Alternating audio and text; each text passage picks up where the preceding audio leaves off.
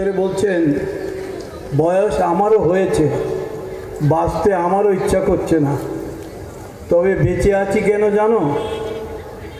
যেই চোখে পুরুষোত্তমকে পেয়েছি, দেখেছি, যেই জীবনে তার সৎনামের মধ্যে চলতে পারছি, সেই জীবনটা যতদিন উপভোগ করা যায়, যতদিন থাকা যায়, ততই লাভ।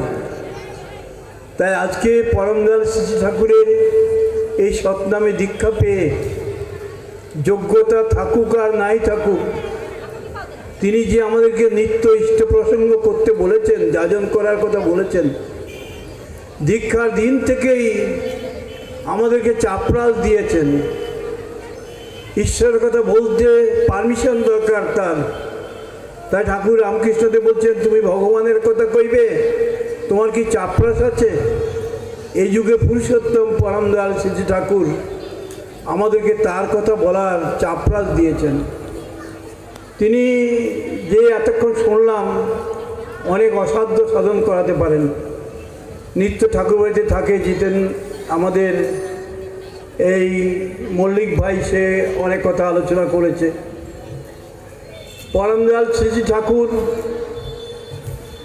তার দাড়ি কাটতেন জিতেন শিলদার।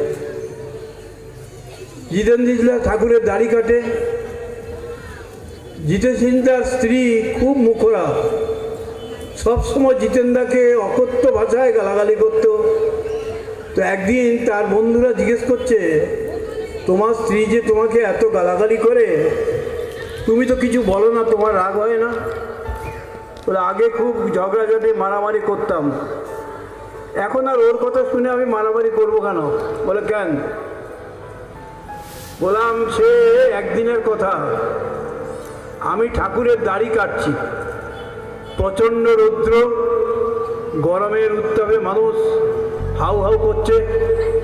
তো ঠাকুরের দাড়ি কাটতে কাটতে অর্ধেক কাটার পরে ঠাকুর বললেন, হ্যাঁ রে জিতেন, দেখ তো আজকে বৃষ্টি হবে কি না। বলো, দাড়িটা কাটি তারপর। বলে, না, আগে কি তুই দেখে আস বাইরে আজকে বৃষ্টি হওয়ার কোনো সম্ভাবনা আছে কিনা। তেমন জিতেনদা বাইরে বেরোলেন।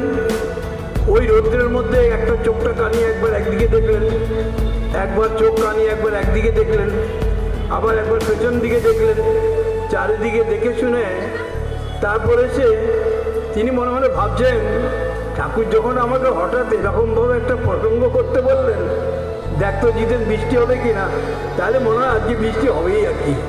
অতএব জিতেনদা বলে দিলেন যে, হ্যাঁ ঠাকুর, আজকে বৃষ্টি হবে।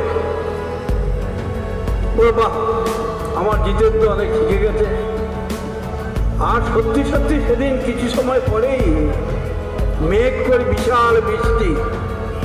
আর ঠাকুর বলতে আরম্ভ করলেন, আমার জিতেন বৈজ্ঞানিক হয়ে গেছে, আমার জিতেন বৈজ্ঞানিক হয়ে গেছে, আকাশের দিকে তাকিয়ে থেকে বলতে পারে আজকে বৃষ্টি হবে, আমার জিতেন বৈজ্ঞানিক হয়ে গেছে।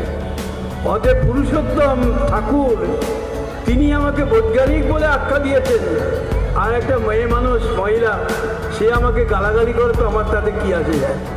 তো ভগবান কত কায়দা করে কত মানুষকে যে কতভাবে সুন্দর এবং আনন্দিত করে তুলেছেন, তার কোনো ইয়ত্তা নেই।